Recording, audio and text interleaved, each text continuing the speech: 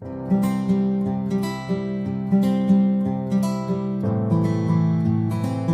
Friends, आज हम Naira cut की कुर्ती बनाने वाले हैं। तो इसके लिए हम सबसे पहले चोली की कटिंग करेंगे। चोली की कटिंग हम लाइनिंग के फैब्रिक पर करेंगे। तो यहाँ पर चोली की लंबाई है 16 इंच। तो यहाँ पर हमने फैब्रिक को 4 लेयर फोल्ड किया है और शोल्डर है 7.5 इंच और हमने आर्म होल लिए है 8 इंच। तो 8 इंच पर हमने यहाँ पर निशान लगाया है। और चेस्ट है 40 इंच। तो 40 का 4 पार्ट 10 इंच और 10 में 2 इंच हम मार्जिन का ऐड करेंगे। तो 12 इंच पर हमने निशान लगाया है। और वेस्ट साइज है 38 इंच। तो 38 का 4 पार्ट 9.5 इंच और 9.5 में हमने 2 इंच मार्जिन का ऐड किया है। और चेस्ट और वेस्ट के निशान को हम मिला देंगे। उसके बाद में हम आर्म होल की गोलाई का निशान लगाएंगे। लेकिन उससे पहले हमने यहाँ पर फ्रंट साइड के लिए 1/2 इंच आर्म होल के लिए अंदर की तरफ निशान लगाया और एक तिरछी लाइन खींची।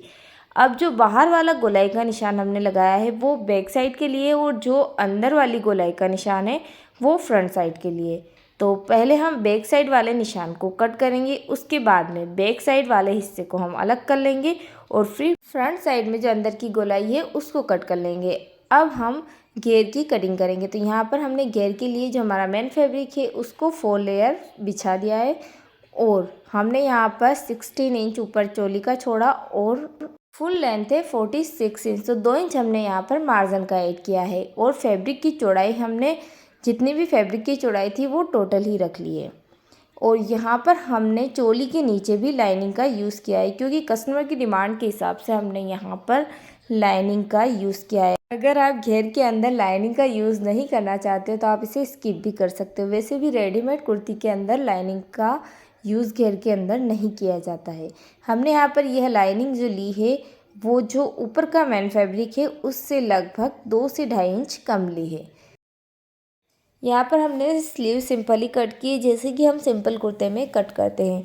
तो अब हम स्टिचिंग स्टार्ट करेंगे। तो सबसे पहले हम चोली को तैयार करेंगे। तो यहाँ पर जो हमारे कुर्ते का मेन फैब्रिक है उसे हमने नीचे की तरफ सीधा रखा और उसके ऊपर हमने लाइनिंग के फैब्रिक को रखा और जो हमने नेक कट किया है उस पर हम चारों तरफ सिलाई लगाएंगे।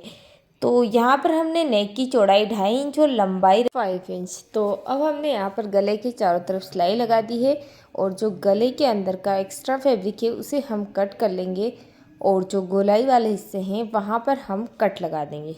उसके बाद में हम लाइनिंग के फैब्रिक को अंदर की तरफ पलट देंगे और फिर नेक के ऊपर चारों तरफ सिलाई लगाकर नेक को फिक्स कर देंगे।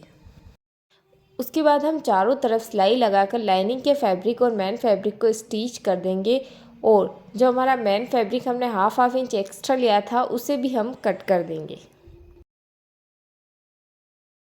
उसके बाद में हम चोली पर कट लगाएंगे। तो यहाँ पर हमने चोली को बीच से फोल्ड किया है और सेंटर से 4.5 इंच पर हमने यहाँ पर निशान लगाया है और नीचे से 5 इंच पर हमने निशान लगाया है। तो आप वीडियो में भी देख सकते हो कि हमने किस तरीके से निशान लगाया है। और जो 4.5 इंच पर हमने निशान लगाया था वहाँ पर हमने कट लगाया ताकि दोनों साइड में टक्स का निशान आ जाए। तो अब हमने 5 इंच पर जो निशान लगाया था वहाँ तक हमने 1/2 इंच का टक्स भरा और दूसरी साइड में भी इसी तरीके से हम 1/2 इंच का टक्स भरेंगे। टक्स भरते वक्त इस बात का ध्यान रखना है कि हमारे टक्स ऊपर नीचे ना हो। अगर आपने 5 इंच टक्स इस साइड भरा है तो इस साइड भी आपको 5 इंच ही भरना है। ऐसा नहीं कि किसी साइड 5 इंच और किसी साइड 5.5 इंच, तो आपका कुर्ते का लुक बिल्कुल भी अच्छा नहीं आएगा। अब हमने सेंटर में मार्क किया और जो साड़ी से बची हुई लेस थी उस लेस को हम सेंटर में लगाकर बटन पट्टी का लुक देंगे। तो यहाँ पर हमने लेस के 2 टुकड़ों को स्टिच करना है। तो सेंटर से हाफ इधर और हाफ इधर दोनों साइड में हम इस लेस को स्टिच कर देंगे। अगर इस लेस के ऊपर आप बटन भी स्टिच करना चाहते हो तो वो भी कर सकते हो। हम साड़ी की लेस का यूज़ इसलिए कर रहे हैं ताकि साड़ी की लेस भी वेस्ट ना जाए और वो भी इसमें काम में आ जाए।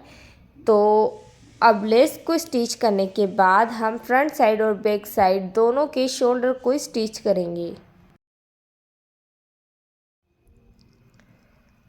दोनों साइड से शोल्डर को स्टिच करने के बाद अब हम नीचे का घेर स्टिच करेंगे। तो यहाँ पर हमने जो घेर के लिए साड़ी वाला फैब्रिक यूज़ किया था उसे हम पहले स्टिच करेंगे, उसके बाद में हम लाइनिंग को यूज़ करेंगे। तो यहाँ पर जो चोली का हिस्सा है उसके सेंटर में हमने लेस लगाई हुई है, तो सेंटर हमें पता है।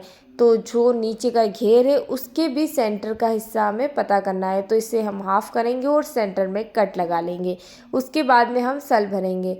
सेंटर में कट लगाने से यह फ़ायदा होता है कि हमें पता होता है कि सेंटर कहाँ है। तो सेंटर से सेंटर मिलेगा तो हमें सल का भी मालूम पड़ता है कि आधे सल हमें इस साइड में भरने हैं और आधे सल हमें इस साइड में भरना है। अगर हम कट नहीं लगाते हैं तो सारे सल हमें एक साइड भर देते हैं और जो लास्ट वाला हिस्सा बचता है वहाँ पर हमारे पास कोई सल के लिए कपड़ा नहीं बचता है। इसलिए हमेशा टक्स लगाकर ही काम करें, जिससे कि हमें स्टिचिंग में आसानी होती है और हमें बार बार सिलाई खोलने का भी काम नहीं पड़ता है। यहाँ पर आप देख सकते हो कि अब हमने टक्स से टक्स मिलाया ताकि सेंटर से सेंटर मिल जाए। अब उसके बाद में हम वापस से सल भरेंगे। तो यहाँ पर हमने जब शुरू में सल भरे तो 2 इंच वाला हिस्सा छोड़ा और उसके बाद में सल भरे। तो इधर भी हम यही करेंगे कि लास्ट में 2 इंच वाला हिस्सा सीधा छोड़ देंगे, जिससे कि वो फिटिंग में चला जाएगा। तो सल भरने के बाद हम यहाँ पर लाइनिंग भी स्टिच कर रहे हैं, तो लाइनिंग में हम यहाँ पर बड़े सल भरकर लाइनिंग को स्टिच कर देंगे। तो हमें इसी तरीके से बैक साइड में भी सल भरना है और फिर उसके बाद में लाइनिंग को स्टिच करना है और दोनों साइड को तैयार करना है। तो दोनों साइड्स को तैयार करने के बाद अब हम फिटिंग की सिलाई लगाएंगे। स्लीव्स हम इसमें बाद में स्टिच करेंगे, तो यहाँ पर हमने स्लीव्स के लिए 1/2 इंच जगह छोड़ दी। उसके बाद में हमने फिटिंग की सिलाई लगाई। तो यहाँ पर हमने चोली से 5 इंच नीचे टक्स रखना है, तो वहाँ पर हमने निशान लगाया और सिलाई को आगे पीछे करके टाइट किया। उसके बाद में हमने जो नीचे की सिलाई लगाई है वो बड़ी लगाई है, ताकि हम चाक को खोलें तो आसानी से सिलाई खुल जाए। तो पूरी सलंग सिलाई लगाने के बाद में हमने यहाँ पर नीचे फैब्रिक को खोला और फिर टक्स को फोल्ड कर लेंगे। अगर आप चाहो तो टक्स तक सिलाई लगाकर उसे खुला रखकर खुला भी फोल्ड कर सकते हो। तो यहाँ पर हमने सीधी कच्ची सिलाई लगाई, उसके बाद में इसे कुछ इस तरीके से टक्स को फोल्ड किए हैं। अगर आप बिगिनर्स हो और आपको टक्स फोल्ड करने में प्रॉब्लम होती है, आपके टक्स में सल आते हैं, तो आप यह वाला आइडिया ट्राई कर सकते हो। इसमें टक्स बहुत ही आसानी से और बहुत ही फिनिशिंग से फोल्ड होते हैं।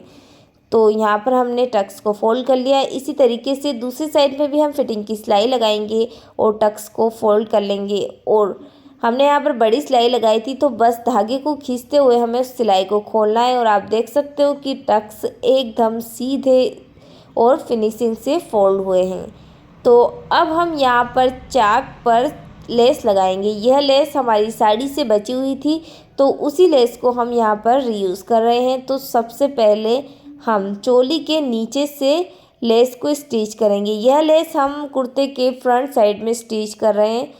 तो यहाँ पर हमने चोली के नीचे से लेस को रखा और लेस के मुंह को हमने 1/2 इंच अंदर की तरफ फोल्ड कर दिया। फिर इसके मुंह को पहले हम सिल लेंगे, उसके बाद में किनार वाली साइड से हम इसे स्टिच करेंगे।